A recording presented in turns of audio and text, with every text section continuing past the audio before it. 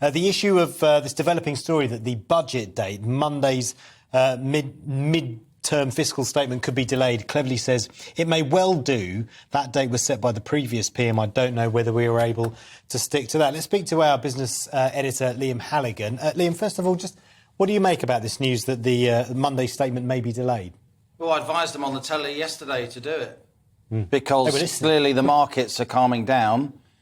That Halloween day was always going to be very difficult to hit. What's needed now is as much detail as possible about the government's fiscal and financial plans going forward, and we don't want to do a rush job.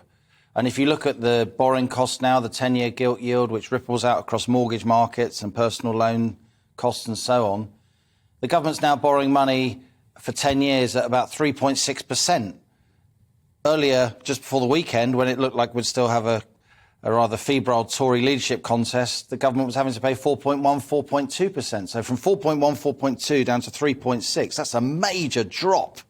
And so the sense is that the government is back in control. The markets have calmed down a lot. The pound's up against the dollar again. It's $1.16 now, though that's also due to the fact that US house prices haven't grown as quickly as thought. But this could be the government not just taking more time because that's the right thing to do, because these are complex ideas and he's just got a bunch of new people in, though, of course, the Chancellor stays the same.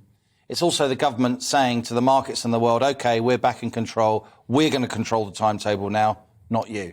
It's still going to be a painful few months, and Rishi Sunak acknowledged yesterday difficult decisions are going to come. What do you think financially they're going to look like?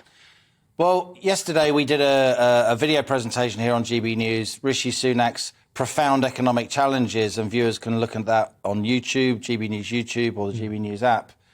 But I think it may be that he has a bit of luck. And why do I say that?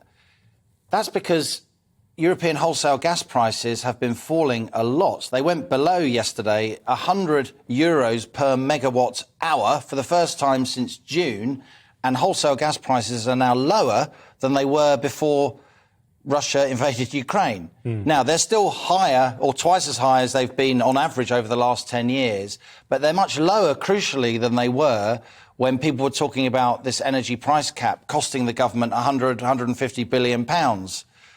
Some of us said at the time it may cost the government nothing, and it may indeed end up costing the government nothing if gas prices remain at this level.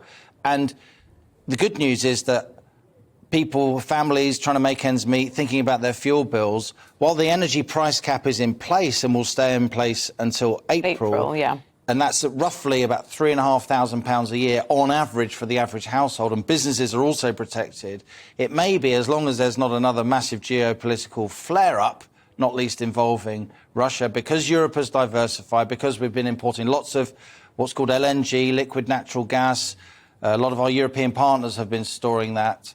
And also because we've been, frankly, using less energy. In Germany, some businesses have been rationed in terms of their energy use, steelmakers and so on.